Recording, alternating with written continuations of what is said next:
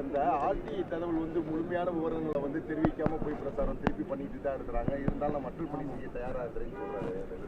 இல்லை, வெங்கடேஷ் எங்களுடைய வேட்பாளர் குறிப்பிட்ட தகவல், நீங்கள் நாடாளுமன்ற உறுப்பினர் என்றால் உரிய உரிமை, அந்த நாடாளுமன்ற உறுப்பினர் நிதியை முறையாக சிறப்பாக மக்களின் தேவைகளை அறிந்து செயல்படுத்த வேண்டும்.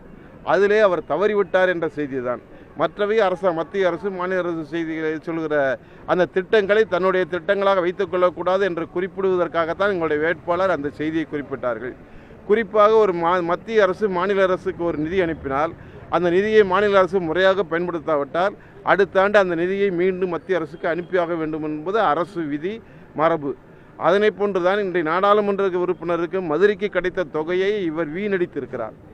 மதுரை நாடாளுமன்ற உறுப்பினர் மதுரைக்கென்று 17 கோடி ரூபாய் மதுரை நாடாளுமன்றத்திற்கென்று மத்திய அரசு நாடாளுமன்ற உறுப்பினர் என்ற பெயரில் கொடுக்கப்பட்ட நிதியை சிறப்பாக செயல்படாமல் ஏறக்குறைய 12 கோடி ரூபாய் வீணாக செயல்படுத்தப்படாமல் இருக்கிற காரணத்தால் அந்த ரூபாய் மீண்டும் மத்திய அரசுக்கு சென்றிருக்கும். எத்தனை பேருக்கு குடிநீர் குழாய்கள் அமைத்து கொடுத்திருக்கலாம், சாலைகள் அமைத்திருக்கலாம், கழிவுநீர் குட்டையில் அமைத்திருக்கலாம், எல்லா வகையிலும் இழந்து விட்டார் என்ற செய்தி தான் எங்கள் வேட்பாளர் குறிப்பாக அந்த தகவல் துறையிலிருந்து எடுக்கப்பட்ட செய்தியை சொன்னார்.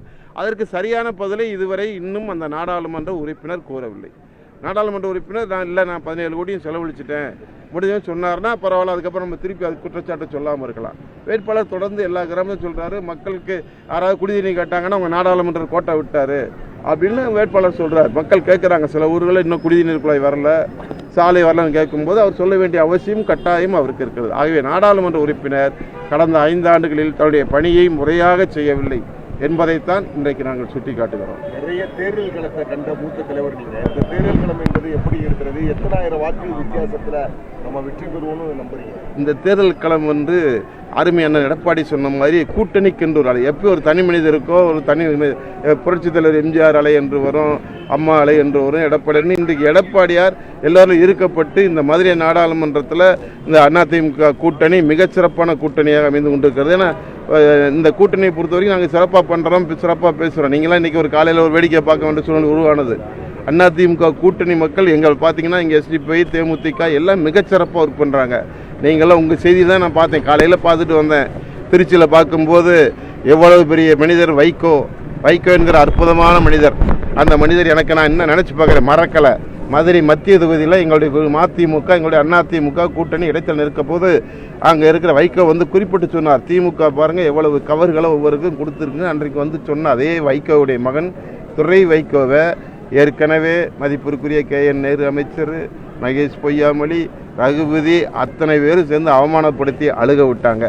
இன்றைக்கி பார்த்தா ஒரு முதலமைச்சர் மகன் தான் முதலமைச்சர்ன்றாரு, செங்கலை தூக்கிட்டு போகிறாரு. அவர் போய் வைகோ மகனுக்கு போய் உதயசூரியனில் ஓட்டு கேட்டால் இது எந்த வகையில் நியாயம்? இது வேண்டுமென்றே திட்டமிட்டு வைகோ மகனை இழிவுபடுத்துவதற்காக, ஒரு கூட்டணி கட்சி இழிவுபடுத்துவதற்காக திட்டமிட்டு உதயநிதி அங்கே தீப்பெட்டி சின்னத்தில் நிற்கிற வைகோ மகனை, துரை வைகோவை இன்றைக்கு உதயநிதி சொல்கிறார் என்றால் இது வேண்டுமென்றே ஏளனம் செய்வதற்கு, இழிவுபடுத்துவதற்காக, கூட்டணி கட்சிகளை அசிங்கப்படுத்துவதற்காக கருணாநிதியின் பேரன் மதிப்பிற்குரிய ஸ்டாலின் மகன் உதயநிதி இவ்வளவு தவறான வார்த்தைகளை பயன்படுத்தி அனைத்து இந்திய அதிமுக எப்படி கூட்டணிக்கு பலன் செட்டுகிறதோ, எங்கள் அருமை எடப்பாடி எப்படி சொன்னாரோ கூட்டணி கட்சியை நாங்கள் தூக்கி விடுவோம்னு சொன்னாங்க. ஆனால் கூட்டணி கட்சியை இன்றைக்கு திமுக இறக்கி விடுது. அதனை போன்றுதான் மதுரையிலும் கம்யூனிஸ்ட் கட்சி இழக்கப் போகிறது. திமுக கூட்டணி இன்றைக்கு கம்யூனிஸ்ட் கட்சிக்கு இங்கே திமுக இருக்கிற தூக்கி விட்டு அவங்களை கவுத்துவதற்கு திட்டமிட்டு இங்கே இருக்கிற பதிப்பு நாடாளுமன்ற பரிதாபத்துக்குரியவராக எங்களுக்கு காணப்படுகிறார்கள்.